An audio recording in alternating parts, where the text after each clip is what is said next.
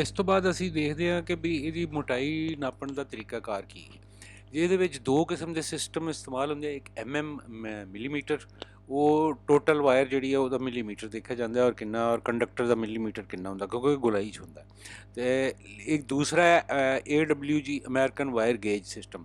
Wire gauge system ਦੇ ਵਿੱਚ ਉਹਨਾਂ ਨੂੰ ਮੋਟਾਈ MM 'ਚ ਨਹੀਂ ਦੱਸੀ ਹੁੰਦੀ, ਬਲਕਿ ਉਹਦੇ ਮੁਖਤਲਿਫ ਨੰਬਰ ਰੱਖੇ ਹੁੰਦੇ। ਤੁਸੀਂ ਗੇਜ ਜਿਹੜੀ ਅਸੀਂ ਇਸਤੇਮਾਲ ਕਰਦੇ ਹਾਂ ਆਮ ਤੌਰ 'ਤੇ ਮੋਟਾਈ ਲੋਹੇ ਦੀ ਔਰ ਚਾਦਰਾਂ ਦੀ ਨਾਪਣ ਵਾਸਤੇ, ਸੇਮ ਉਹੀ ਗੇਜ ਜਿਹੜੀ ਆ ਉਹ ਉਹੀ ਗੇਜ ਇਸਤੇਮਾਲ ਹੁੰਦੀ ਇਹਦੇ ਵਿੱਚ।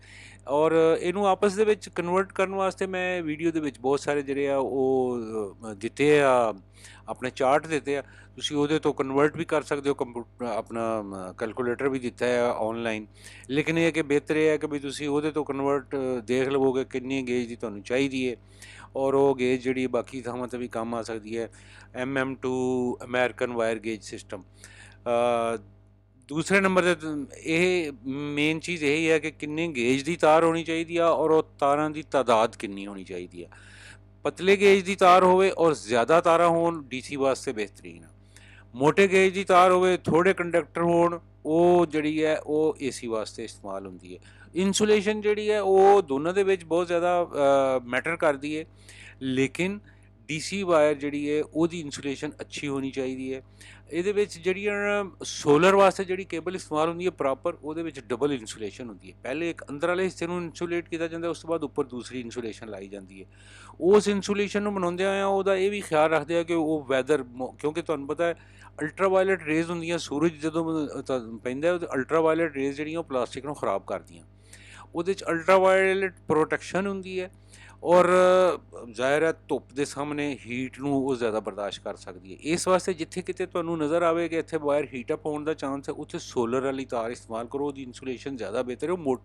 ਉਹ ਜਿਹੜੀ ਹੈ ਥੋੜ੍ਹੀ ਮਹਿੰਗੀ ਜ਼ਰੂਰ ਹੁੰਦੀ ਹੈ, ਲੇਕਿਨ ਜਿੱਥੇ ਨਾਰਮਲ 12 ਵੋਲਟ ਆ ਰਹੀ ਹੈ ਉੱਥੇ ਨਾਰਮਲ PVC ਜਾਂ ਪਲਾਸਟਿਕ ਜਿਹੜੀ ਹੈ ਉਹ ਵਾਇਰ ਇਸਤੇਮਾਲ ਹੋ ਸਕਦੀ ਹੈ। ਮੇਰਾ ਖਿਆਲ ਹੈ ਕਿ ਵਾਇਰ ਦੇ ਬਾਰੇ 'ਚ ਕਾਫੀ ਤੁਹਾਨੂੰ ਦੱਸ ਦਿੱਤਾ ਹੈ। ਇਸ ਤੋਂ ਇਲਾਵਾ ਮੈਂ ਇਹਦੇ ਵਿੱਚ ਬਹੁਤ ਸਾਰੇ ਜਿਹੜੇ ਆ ਉਹ ਤੁਹਾਨੂੰ ਦਿੱਤੇ ਆ ਵੀਡੀਓ ਦੇ ਵਿੱਚ, ਜਿਹੜਾ ਆ ਉਹ ਮੁਖਤਲਿਫ ਜਦਵਲ ਬਣਾਏ ਆ, ਚਾਰਟ ਬਣਾਏ ਆ, ਜਿਹਨਾਂ ਤੋਂ ਤੁਸੀਂ ਦੇਖ ਸਕਦੇ ਹੋ ਕਿ ਅਗਰ ਇੰਨੇ ਐਂਪੇਅਰ, ਇੰਨੇ ਵੋਲਟ, ਇੰਨੇ ਐਂਪੇਅਰ, ਇੰਨੇ ਵੋਲਟ, ਉਹਦੇ ਹਿਸਾਬ ਨਾਲ ਅਸੀਂ ਕਿਸ ਤਰੀਕੇ ਨਾਲ ਚੱਲਾਂਗੇ, ਕਿਹੜੀ ਕਿਹੜੀ ਵਾਇਰ ਇਸਤੇਮਾਲ ਕਰਾਂਗੇ।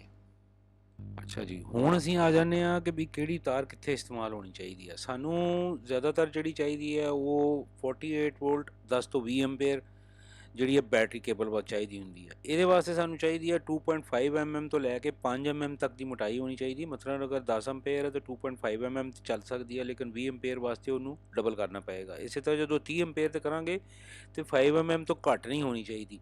ਇਹ ਵੀ AWG ਯਾਨੀ ਅਮਰੀਕਨ ਵਾਇਰ ਗੇਜ ਸਿਸਟਮ ਦੇ ਵਿੱਚ ਇਹ ਆ ਜਾਏਗੀ 14 ਤੋਂ 12 ਗੇਜ।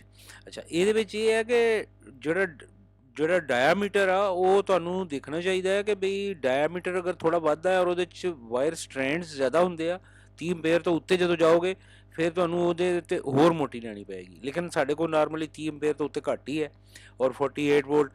ਇਸੇ ਤਰ੍ਹਾਂ ਤੁਸੀਂ ਦੇਖੋ ਜਦੋਂ 60 ਵੋਲਟ ਔਰ 30 ਐਂਪੇਅਰ ਦੀ ਅਸੀਂ ਬੈਟਰੀ ਬਣਾਉਂਦੇ ਹਾਂ ਤੇ ਉੱਥੇ 5 mm ਤੋਂ ਥੱਲੇ ਵਾਲੀ ਤਾਰ ਤਾਂ ਨਹੀਂ ਇਸਤੇਮਾਲ ਹੋ ਸਕਦੀ ਨਾ। ਅਸੀਂ ਬਹੁਤ ਘੱਟ ਤਾਰ ਇਸਤੇਮਾਲ ਕਰਦੇ ਹਾਂ, ਛੋਟੀ ਵਾਇਰ ਇਸਤੇਮਾਲ ਕਰਦੇ ਹਾਂ। ਮੋਟੀ ਵਾਇਰ ਹੋਣੀ ਚਾਹੀਦੀ ਹੈ, ਉਹ ਹੋਰ ਵੱਧ ਜਾਏਗੀ। ਮੈਂ ਇਹਦੇ ਵਿੱਚ ਦਿੱਤੇ ਆ ਚਾਰਟ, ਉਹਦੇ ਤੋਂ ਤੁਸੀਂ ਦੇਖ ਕੇ ਮਜ਼ੀਦ ਦੇਖ ਸਕਦੇ ਹੋ।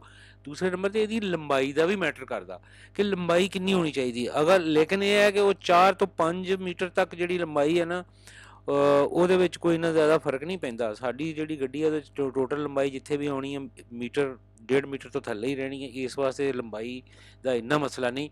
ਲੇਕਿਨ ਅਗਰ ਤਾਰ ਜ਼ਰਾ ਪਤਲੀ ਆ ਤੇ ਉਹ ਘੱਟ ਲੰਬਾਈ ਵਾਸਤੇ ਇਸਤੇਮਾਲ ਹੋ ਸਕਦੀ ਆ। ਮਿਸਾਲ ਦੇ ਤੌਰ 'ਤੇ ਬੈਟਰੀ ਤੋਂ ਤੁਸੀਂ ਲੈ ਕੇ ਜਾ ਰਹੇ ਹੋ ਕਨਵਰਟਰ ਬ੍ਰੇਕਰ 'ਤੇ, ਉਹ ਮੋਟੀ ਤਾਰ ਚਾਹੀਦੀ ਆ, ਉੱਥੇ 5 mm ਤੋਂ ਘੱਟ ਇਸਤੇਮਾਲ ਨਹੀਂ ਹੋਣੀ ਚਾਹੀਦੀ। ਅਗਰ ਮੋਟੀ ਮਿਲ ਜਾਵੇ ਤਾਂ ਉਹ ਵੀ, ਅਗਰ 30 ਐਂਪੇਅਰ 60 ਵੋਲਟ 30 ਐਂਪੇਅਰ ਆ ਤੇ 5 mm ਤੋਂ ਵੀ ਉੱਤੇ ਹੋਣੀ ਚਾਹੀਦੀ ਆ। ਦੂਸਰੇ ਨੰਬਰ 'ਤੇ ਆ ਗਈ 12 ਵੋਲਟ। 12 ਵੋਲਟ ਦਾ ਆਮ ਸਰਕਟ ਹੁੰਦਾ 5 ਤੋਂ 7 ਐਂਪੇਅਰ ਜਿਹੜੇ ਆ, ਇਹ ਬਲਕਿ 5 ਐਂਪੇਅਰ ਵਾਲੀ ਤਾਰ ਚੱਲਦੀ ਹੈ ਇੱਥੇ। 1.5 mm ਇੱਥੇ ਕਾਫੀ ਆ। 2.5 mm ਜਿਹੜੀ ਆ ਉਹ ਕਦੀ ਕਿਤੇ ਕੋਈ ਇੱਕ ਦੋ ਤਾਰਾਂ ਜਿਹੜੀਆਂ ਹੈਵੀ ਲੋਡ ਹੋਣਗੀਆਂ ਉਹ ਆਉਣਗੀਆਂ। ਔਰ ਅਮਰੀਕਨ ਵਾਇਰ ਗੇਜ ਸਿਸਟਮ ਦੇ ਵਿੱਚ ਇਹ 16 ਗੇਜ ਦੀ ਤਾਰ ਇਸਤੇਮਾਲ ਹੋਏਗੀ। ਔਰ ਉਸ ਤੋਂ ਬਾਅਦ ਆ ਗਈ ਆ ਜੀ 5 ਵੋਲਟ ਲੋ ਕਰੰਟ ਆ। ਇਹ ਸਾਡੇ ਜ਼ਿਆਦਾ ਇਸਤੇਮਾਲ ਹੁੰਦੀ, ਸਰਕਟਸ ਵਗੈਰਾ 'ਚ ਇਸਤੇਮਾਲ ਹੁੰਦੀ ਆ। ਉਹ ਤਾਂ ਕੋਈ ਮਸਲਾ ਨਹੀਂ, ਕਿਹੜੀ ਵੀ ਹੋ ਜਾਵੇ। ਅੱਛਾ, ਅਗਰ ਹਾਈ ਕਰੰਟ 48 ਵੋਲਟ 10 ਤੋਂ 20 ਐਂਪੀਅਰ, ਇਹਦੇ ਵਿੱਚ 7 ਤੋਂ 19 ਸਟ੍ਰੈਂਡਸ ਹੋਣੇ ਚਾਹੀਦੇ ਆ, ਜਿਹੜੀਆਂ ਕਿ ਮੀਡੀਅਮ ਕਰੰਟ ਵਾਇਰ ਵਾਸਤੇ ਇਹਦੇ ਵਾਸਤੇ ਇਸਤੇਮਾਲ ਹੁੰਦੀਆਂ। ਕਮ ਸੇ ਕਮ 7 ਤੋਂ 19 ਤਾਰਾਂ ਅੰਦਰ ਗਿਣੋ ਕਿੰਨੀਆਂ ਆ, ਉਸ ਜ਼ਿਆਦਾ ਤਾਦਾਦ 'ਚ ਹੋਣੀਆਂ ਚਾਹੀਦੀਆਂ, ਔਰ ਪਤਲੇ ਸਟ੍ਰੈਂਡ ਹੋਣੇ ਚਾਹੀਦੇ ਆ। ਦੂਸਰੀ 12 ਵੋਲਟ ਪਾਈਪ ਤੋਂ ਸਾਈਡ ਮੇਰੇ 'ਚ 3 ਤੋਂ 7 ਤਾਰਾਂ, 7 ਬਹੁਤ ਆ। ਇਹ ਚੀਜ਼ਾਂ ਦੇਖਦੇ ਹੋ ਤੁਸੀਂ, ਜਿਨ੍ਹਾਂ ਤੋਂ ਤੁਹਾਨੂੰ ਪਤਾ ਲੱਗਦਾ ਹੈ। ਅੱਛਾ, ਇਸ ਤੋਂ ਬਾਅਦ ਸਰਕਟ ਬ੍ਰੇਕਰ ਔਰ ਫਿਊਜ਼ ਹੋਣੇ ਚਾਹੀਦੇ ਮੁਖਤਲਿਫ ਜਗ੍ਹਾ 'ਤੇ।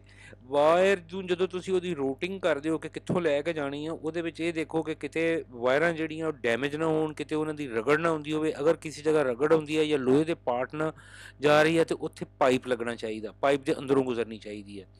ਇਹਨਾਂ ਚੀਜ਼ਾਂ ਦਾ ਖਿਆਲ ਰੱਖੋਗੇ ਤੇ ਸ਼ੀਲਡਿੰਗ ਦੀ ਤਾਂ ਸਾਨੂੰ ਜ਼ਰੂਰਤ ਨਹੀਂ ਹੁੰਦੀ ਇੰਨੀ, ਲੇਕਿਨ ਇਲੈਕਟ੍ਰਿਕ ਸ਼ਾਕ ਤੋਂ ਬਚਣ ਵਾਸਤੇ ਇਹ ਜ਼ਰੂਰੀ ਆ। ਦੂਸਰਾ ਇਹ ਹੈ ਕਿ 48 ਵੋਲਟ 10 to 20 ਐਂਪੀਅਰ ਜਿਹੜਾ ਆ, ਇਹ ਮੈਂ ਪਹਿਲੇ ਵੀ ਦੱਸ ਚੁੱਕਿਆ ਕਿ 2.5 ਤੋਂ ਲੈ ਕੇ 5 ਤੱਕ ਹੋਣੀ ਚਾਹੀਦੀ ਆ। ਅੱਛਾ ਜੀ, ਉਸ ਤੋਂ ਬਾਅਦ ਅੱਛਾ ਜੀ, ਇਹ ਤੇ ਹੋ ਗਈ ਮੋਟਾਈ ਦੇ ਬਾਰੇ 'ਚ।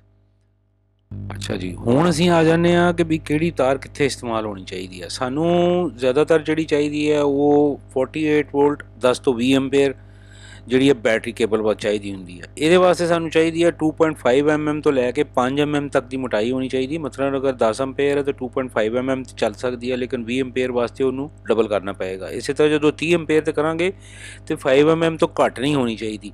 ਇਹ ਵੀ AWG ਯਾਨੀ ਅਮਰੀਕਨ ਵਾਇਰ ਗੇਜ ਸਿਸਟਮ ਦੇ ਵਿੱਚ ਇਹ ਆ ਜਾਏਗੀ 14 ਤੋਂ 12 ਗੇਜ। ਅੱਛਾ, ਇਹਦੇ ਵਿੱਚ ਇਹ ਹੈ ਕਿ ਜਿਹੜਾ ਡਾਇਆਮੀਟਰ ਆ ਉਹ ਤੁਹਾਨੂੰ ਦੇਖਣਾ ਚਾਹੀਦਾ ਹੈ ਕਿ ਬਈ ਡਾਇਆਮੀਟਰ ਅਗਰ ਥੋੜ੍ਹਾ ਵੱਧਦਾ ਹੈ ਔਰ ਉਹਦੇ 'ਚ ਵਾਇਰ ਸਟ੍ਰੈਂਡਸ ਜ਼ਿਆਦਾ ਹੁੰਦੇ ਆ, 30 ਐਂਪੀਅਰ ਤੋਂ ਉੱਤੇ ਜਦੋਂ ਜਾਓਗੇ ਫਿਰ ਤੁਹਾਨੂੰ ਉਹਦੇ 'ਤੇ ਹੋਰ ਮੋਟੀ ਲੈਣੀ ਪਏਗੀ। ਲੇਕਿਨ ਸਾਡੇ ਕੋਲ ਨਾਰਮਲੀ 30 ਐਂਪੀਅਰ ਤੋਂ ਉੱਤੇ ਘੱਟ ਹੀ ਹੈ ਔਰ 48 ਵੋਲਟ। ਇਸੇ ਤਰ੍ਹਾਂ ਤੁਸੀਂ ਦੇਖੋ ਜਦੋਂ 60 ਵੋਲਟ ਔਰ 30 ਐਂਪੀਅਰ ਦੀ ਅਸੀਂ ਬੈਟਰੀ ਬਣਾਉਂਦੇ ਹਾਂ ਤਾਂ ਉੱਥੇ 5 mm ਤੋਂ ਥੱਲੇ ਵਾਲੀ ਤਾਰ ਤਾਂ ਨਹੀਂ ਇਸਤੇਮਾਲ ਹੋ ਸਕਦੀ ਨਾ। ਅਸੀਂ ਬਹੁਤ ਘੱਟ ਤਾਰ ਇਸਤੇਮਾਲ ਕਰਦੇ ਹਾਂ, ਛੋਟੀ ਵਾਇਰ ਇਸਤੇਮਾਲ ਕਰਦੇ ਹਾਂ। ਮੋਟੀ ਵਾਇਰ ਹੋਣੀ ਚਾਹੀਦੀ ਹੈ, ਉਹ ਹੋਰ ਵੱਧ ਜਾਏਗੀ। ਮੈਂ ਇਹਦੇ ਵਿੱਚ ਦਿੱਤੇ ਆ ਚਾਰਟ, ਉਹਦੇ ਤੋਂ ਤੁਸੀਂ ਦੇਖ ਕੇ ਮਜ਼ੀਦ ਦੇਖ ਸਕਦੇ ਹੋ। ਦੂਸਰੇ ਨੰਬਰ 'ਤੇ ਇਹਦੀ ਲੰਬਾਈ ਦਾ ਵੀ ਮੈਟਰ ਕਰਦਾ ਕਿ ਲੰਬਾਈ ਕਿੰਨੀ ਹੋਣੀ ਚਾਹੀਦੀ ਹੈ। ਅਗਰ ਲੇਕਿਨ ਇਹ ਹੈ ਕਿ ਉਹ 4 ਤੋਂ 5 ਮੀਟਰ ਤੱਕ ਜਿਹੜੀ ਲੰਬਾਈ ਹੈ ਨਾ, ਉਹਦੇ ਵਿੱਚ ਕੋਈ ਇੰਨਾ ਜ਼ਿਆਦਾ ਫਰਕ ਨਹੀਂ ਪੈਂਦਾ। ਸਾਡੀ ਜਿਹੜੀ ਗੱਡੀ ਹੈ ਉਹਦੇ 'ਚ ਟੋਟਲ ਲੰਬਾਈ ਜਿੱਥੇ ਵੀ ਆਉਣੀ ਹੈ ਮੀਟਰ 1.5 ਮੀਟਰ ਤੋਂ ਥੱਲੇ ਹੀ ਰਹਿਣੀ ਹੈ। ਇਸ ਵਾਸਤੇ ਲੰਬਾਈ ਦਾ ਇੰਨਾ ਮਸਲਾ ਨਹੀਂ। ਲੇਕਿਨ ਅਗਰ ਤਾਰ ਜ਼ਰਾ ਪਤਲੀ ਆ ਤੇ ਉਹ ਘੱਟ ਲੰਬਾਈ ਵਾਸਤੇ ਇਸਤੇਮਾਲ ਹੋ ਸਕਦੀ ਆ। ਮਿਸਾਲ ਦੇ ਤੌਰ 'ਤੇ ਬੈਟਰੀ ਤੋਂ ਤੁਸੀਂ ਲੈ ਕੇ ਜਾ ਰਹੇ ਹੋ ਕਨਵਰਟਰ ਬ੍ਰੇਕਰ 'ਤੇ, ਉਹ ਮੋਟੀ ਤਾਰ ਚਾਹੀਦੀ ਆ। ਉੱਥੇ 5 mm ਤੋਂ ਘੱਟ ਇਸਤੇਮਾਲ ਨਹੀਂ ਹੋਣੀ ਚਾਹੀਦੀ। ਅਗਰ ਮੋਟੀ ਮਿਲ ਜਾਵੇ ਤਾਂ ਉਹ ਵੀ ਅਗਰ 30 ਐਂਪੀਅਰ 60 ਵੋਲਟ 30 ਐਂਪੀਅਰ ਆ ਤੇ 5 mm ਤੋਂ ਵੀ ਉੱਤੇ ਹੋਣੀ ਚਾਹੀਦੀ ਆ। ਦੂਸਰੇ ਨੰਬਰ 'ਤੇ ਆ ਗਈ 12 ਵੋਲਟ। 12 ਵੋਲਟ ਦਾ ਆਮ ਸਰਕਟ ਹੁੰਦਾ 5 ਤੋਂ 7 ਐਂਪੀਅਰ ਜਿਹੜੇ ਆ, ਇਹ ਬਲਕਿ 5 ਐਂਪੀਅਰ ਵਾਲੀ ਤਾਰ ਚੱਲਦੀ ਹੈ ਇੱਥੇ। 1.5 mm ਇੱਥੇ ਕਾਫੀ ਆ। 2.5 mm ਜਿਹੜੀ ਆ ਉਹ ਕਦੀ ਕਿਤੇ ਕੋਈ ਇੱਕ ਦੋ ਤਾਰਾਂ ਜਿਹੜੀਆਂ ਹੈਵੀ ਲੋਡ ਹੋਣਗੀਆਂ ਉਹ ਆਉਣਗੀਆਂ। ਔਰ ਅਮਰੀਕਨ ਵਾਇਰ ਗੇਜ ਸਿਸਟਮ ਦੇ ਵਿੱਚ ਇਹ 16 ਗੇਜ ਦੀ ਤਾਰ ਇਸਤੇਮਾਲ ਹੋਏਗੀ। ਔਰ ਉਸ ਤੋਂ ਬਾਅਦ ਆ ਗਈ ਹੈ ਜੀ 5 ਵੋਲਟ ਲੋ ਕਰੰਟ ਆ। ਇਹ ਸਾਡੇ ਜ਼ਿਆਦਾ ਇਸਤੇਮਾਲ ਹੁੰਦੀ, ਸਰਕਟਸ ਵਗੈਰਾ 'ਚ ਇਸਤੇਮਾਲ ਹੁੰਦੀ ਆ। ਉਹ ਤਾਂ ਕੋਈ ਮਸਲਾ ਨਹੀਂ, ਕਿਹੜੀ ਵੀ ਹੋ ਜਾਵੇ। ਅੱਛਾ, ਅਗਰ ਹਾਈ ਕਰੰਟ 48 ਵੋਲਟ 10 ਤੋਂ 20 ਐਂਪੀਅਰ, ਇਹਦੇ ਵਿੱਚ 7 ਤੋਂ 19 ਸਟ੍ਰੈਂਡਸ ਹੋਣੇ ਚਾਹੀਦੇ ਆ, ਜਿਹੜੀਆਂ ਕਿ ਮੀਡੀਅਮ ਕਰੰਟ ਵਾਇਰ ਵਾਸਤੇ ਇਹਦੇ ਵਾਸਤੇ ਇਸਤੇਮਾਲ ਹੁੰਦੀਆਂ। ਕਮ ਸੇ ਕਮ 7 ਤੋਂ 19 ਤਾਰਾਂ ਅੰਦਰ ਗਿਣੋ ਕਿੰਨੀਆਂ ਆ, ਉਸ ਜ਼ਿਆਦਾ ਤਾਦਾਦ 'ਚ ਹੋਣੀਆਂ ਚਾਹੀਦੀਆਂ, ਔਰ ਪਤਲੇ ਸਟ੍ਰੈਂਡ ਹੋਣੇ ਚਾਹੀਦੇ ਆ। ਦੂਸਰੀ 12 ਵੋਲਟ ਪਾਈਪ ਤੋਂ ਸਾਈਡ ਮੇਰੇ 'ਚ 3 ਤੋਂ 7 ਤਾਰਾਂ, 7 ਬਹੁਤ ਆ। ਇਹ ਚੀਜ਼ਾਂ ਦੇਖਦੇ ਹੋ ਤੁਸੀਂ, ਜਿਨ੍ਹਾਂ ਤੋਂ ਤੁਹਾਨੂੰ ਪਤਾ ਲੱਗਦਾ ਹੈ। ਅੱਛਾ, ਇਸ ਤੋਂ ਬਾਅਦ ਸਰਕਟ ਬ੍ਰੇਕਰ ਔਰ ਫਿਊਜ਼ ਹੋਣੇ ਚਾਹੀਦੇ ਮੁਖਤਲਿਫ ਜਗ੍ਹਾ 'ਤੇ। ਵਾਇਰ ਨੂੰ ਜਦੋਂ ਤੁਸੀਂ ਉਹਦੀ ਰੂਟਿੰਗ ਕਰਦੇ ਹੋ ਕਿ ਕਿੱਥੋਂ ਲੈ ਕੇ ਜਾਣੀ ਆ, ਉਹਦੇ ਵਿੱਚ ਇਹ ਦੇਖੋ ਕਿ ਕਿਤੇ ਵਾਇਰਾਂ ਜਿਹੜੀਆਂ ਉਹ ਡੈਮੇਜ ਨਾ ਹੋਣ, ਕਿਤੇ ਉਹਨਾਂ ਦੀ ਰਗੜ ਨਾ ਹੁੰਦੀ ਹੋਵੇ। ਅਗਰ ਕਿਸੇ ਜਗ੍ਹਾ ਰਗੜ ਹੁੰਦੀ ਹੈ ਜਾਂ ਲੋਹੇ ਦੇ ਪਾਰਟ ਨਾਲ ਜਾ ਰਹੀ ਹੈ ਤਾਂ ਉੱਥੇ ਪਾਈਪ ਲੱਗਣਾ ਚਾਹੀਦਾ, ਪਾਈਪ ਦੇ ਅੰਦਰੋਂ ਗੁਜ਼ਰਨੀ ਚਾਹੀਦੀ ਹੈ। ਇਹਨਾਂ ਚੀਜ਼ਾਂ ਦਾ ਖਿਆਲ ਰੱਖੋਗੇ ਤੇ ਸ਼ੀਲਡਿੰਗ ਦੀ ਤਾਂ ਸਾਨੂੰ ਜ਼ਰੂਰਤ ਨਹੀਂ ਹੁੰਦੀ ਇੰਨੀ, ਲੇਕਿਨ ਇਲੈਕਟ੍ਰਿਕ ਸ਼ਾਕ ਤੋਂ ਬਚਣ ਵਾਸਤੇ ਇਹ ਜ਼ਰੂਰੀ ਆ। ਦੂਸਰਾ ਇਹ ਹੈ ਕਿ 48 ਵੋਲਟ 10 to 20 एम्पेयर ਜਿਹੜਾ ਆ ਇਹ ਮੈਂ ਪਹਿਲੇ ਵੀ ਦੱਸ ਚੁੱਕਿਆ ਕਿ 2.5 ਤੋਂ ਲੈ ਕੇ 5 ਤੱਕ ਹੋਣੀ ਚਾਹੀਦੀ ਆ। ਅੱਛਾ ਜੀ, ਉਸ ਤੋਂ ਬਾਅਦ